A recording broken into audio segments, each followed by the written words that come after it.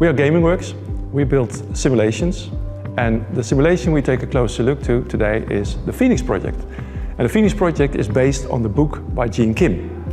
And what we try in the game is to put the students into this company called Parts Unlimited, and they will act like characters from the book and deal with the scenarios from the book.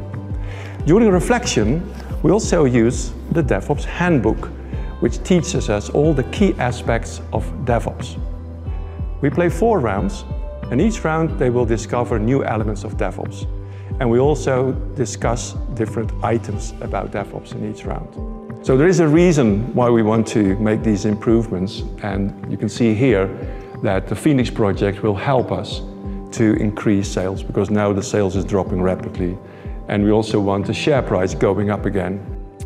Round 1, everything is new for the students. They enter the Parts Unlimited company. They don't know their roles, they don't know how to collaborate with other roles, and the business is just pushing all the work into the team. And the students, they accept it and they start working on it. But the CEO, when they ask for a status update, he doesn't get the right information.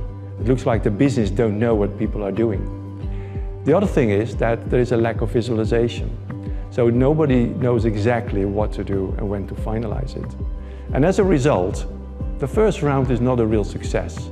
The graphs will not go up, and we will start a retrospective part of the game where we ask the students how did it went and how can we improve it.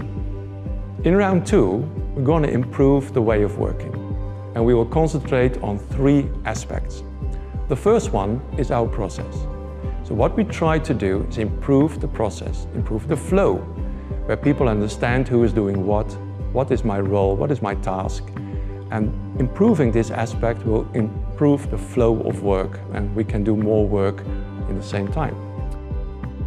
The second aspect is visualization and transparency. In the first round, the CEO was asking for a status update. The business could not give it. By improving the visualization tool, we know the status. But we also have another dilemma to solve, and that's the prioritization of work, because the business still wants to do everything.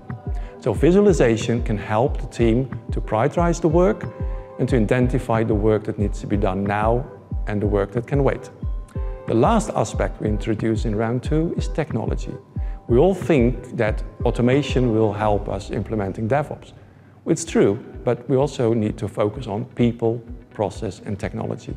And that's what we're going to practice in the second round of the simulation. So after each round, we show the student the IT metrics with the details of the quality of deployment and the number of deployments. We also show the students the dashboard, and this will show the revenue growth and the share price growth. And this will be the input for each round for the students to improve and to measure if all their efforts paid off.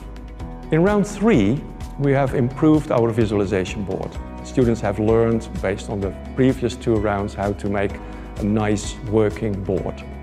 On this board, we will introduce the backlog and the sprint backlog, which is the domain of the business, to prioritize their work and to identify the work that needs to be done now in this round. So students and participants in this game have a clear picture of what to do. After the business has prioritized the workload, the team can pull the work into the team instead of getting pushed by the business.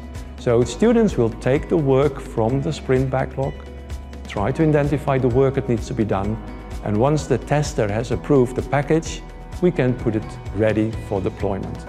And this flow of work will help us to identify what we need to do, what is the status, so the CEO gets more status updates and more reliable data to manage his company. Round 4 is the last round of the simulation, and it's time to celebrate, to see if the team can really apply all the lessons learned in this last round. More workload to handle, but also the visualization is more professional, more integrated testing, maybe more management of the work in progress, better first time right, quality, and hopefully we can see all the graphs going up and see a very happy CEO. This simulation is designed for business and team leads who need to understand the consequences of implementing DevOps in the company. For teams who start their journey, and existing teams who want to improve the way of working.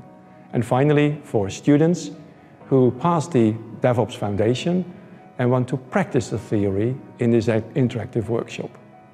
If you want to apply DevOps principles in an interactive live exercise, you should take a look at the Phoenix project.